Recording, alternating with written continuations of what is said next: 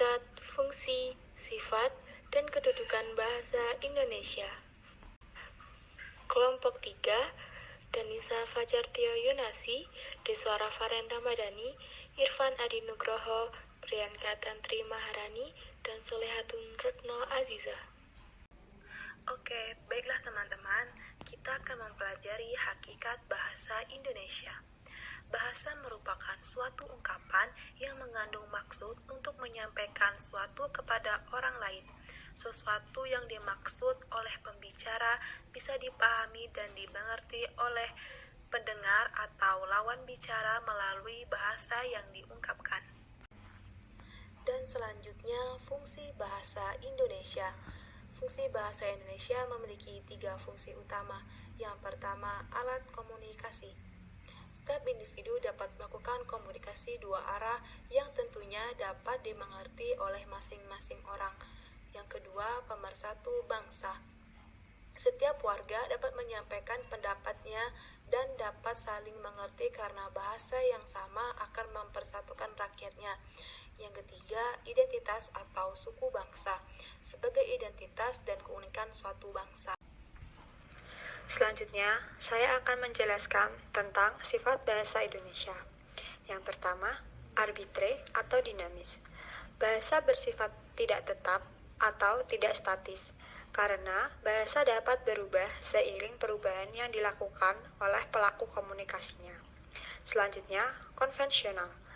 Penggunaan lambang bunyi untuk suatu konsep tertentu berdasarkan kesepakatan antara masyarakat pemakai bahasanya.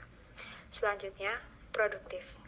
Meskipun unsur-unsur bahasa itu terbatas, dengan unsur-unsur yang jumlahnya terbatas itu dapat dibuat satuan-satuan bahasa yang jumlahnya tidak terbatas, meski secara relatif, sesuai dengan sistem yang berlaku dalam bahasa tersebut.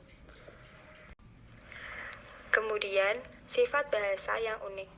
Bahasa mempunyai ciri khas sendiri yang tidak dimiliki oleh bahasa lainnya. Selanjutnya, universal. Ciri-ciri yang sama yang dimiliki oleh setiap bahasa di dunia ini. Aturan atau kaidah dalam bahasa yang bersifat universal meliputi kaidah di bidang fonologi, bidang morfologi, bidang sintaksis, dan bidang semantik. Selanjutnya, bahasa sebagai identifikasi diri. Merupakan ciri pembeda setiap kelompok sosial memiliki kesatuan dan berbeda-beda pula. Oke, selanjutnya kedudukan bahasa Indonesia. Kedudukan bahasa Indonesia sebagai bahasa nasional. Maksudnya, sebagai kebanggaan kebangsaan, identitas nasional, alat perhubungan, serta sebagai alat pemersatu. Fungsi lain yaitu sebagai bahasa negara. Maksudnya adalah sebagai bahasa resmi kenegaraan, bahasa pengantar pendidikan, alat perhubungan tingkat nasional, dan alat pengembangan kebudayaan dan iptek. Selanjutnya, di bagian kesimpulan, keberadaan bahasa Indonesia terdapat berbagai makna yang melekat, yaitu sebagai alat komunikasi secara umum, identitas bangsa, sampai menjadi pemersatu bangsa Indonesia yang sangat beragam ini, yang pada akhirnya sangat penting untuk dijaga eksistensinya. Baik, sekian presentasi dari kelompok kami. Terima kasih.